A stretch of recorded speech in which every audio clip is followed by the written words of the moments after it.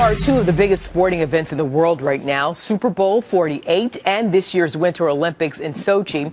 And security is, of course, a major concern. Millions of your tax dollars going towards efforts to keep everyone safe. The FBI, CIA, and local law enforcement, and even the military all playing a role. Stephen Yates is a former deputy assistant to Vice President Dick Cheney for National Security Affairs. And we welcome you, Stephen. How are you?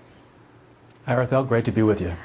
Stephen, which event would you say is more daunting, the Super Bowl or the Sochi Olympics in terms of security? Well, no major public event has 100% security, but I am much more comfortable with the approach that's likely to be taken in the greater New York area than with the Sochi Olympics. Really? So you're a little more concerned about that. And if you are concerned about what's happening in terms of security there in Russia, would you say the Russian officials are cooperating with the U.S. when it comes to coordinating security efforts?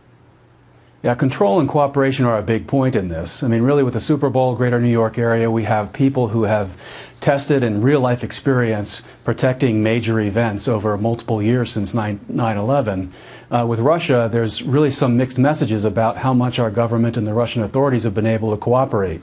It's, of course, Russian sovereign territory.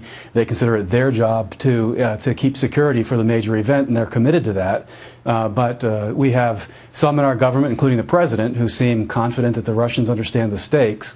But there's a lot of people who say that there's very limited cooperation between the Russian authorities and other governments. And so we don't know enough about the threat and what will really be done in case there's an emergency. But the U.S. is preparing some security efforts there in Russia, correct? Well, we have some U.S. officials that say that we'll have some ships in the Black Sea offshore, and that's, I suppose, a show of support and being prepared for contingencies.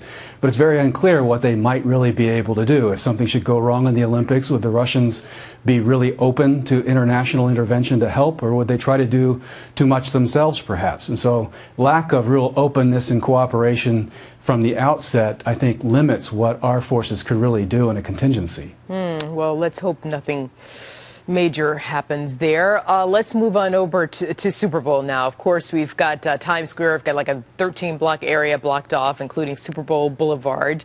But as you say, there is some live pictures for you right there. People are already cramming into the area. It's very festive, I have to say.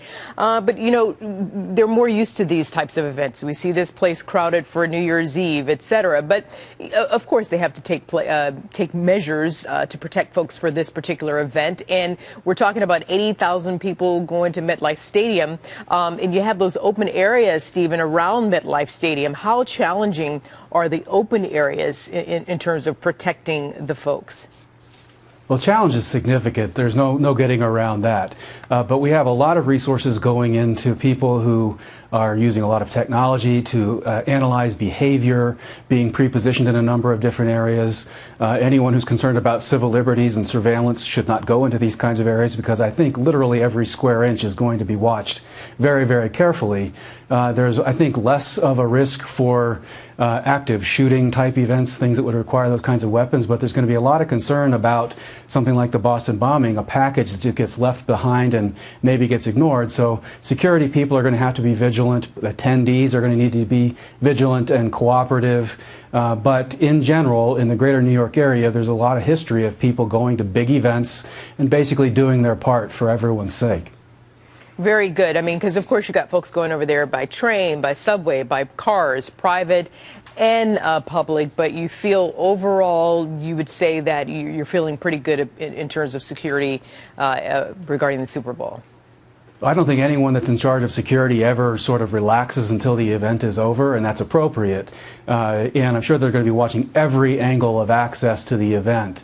But I think we have a finite geography and a finite period of time with significant resources going at it. So my hope is everyone enjoys the game. Enjoy the game yourself, Stephen Yates.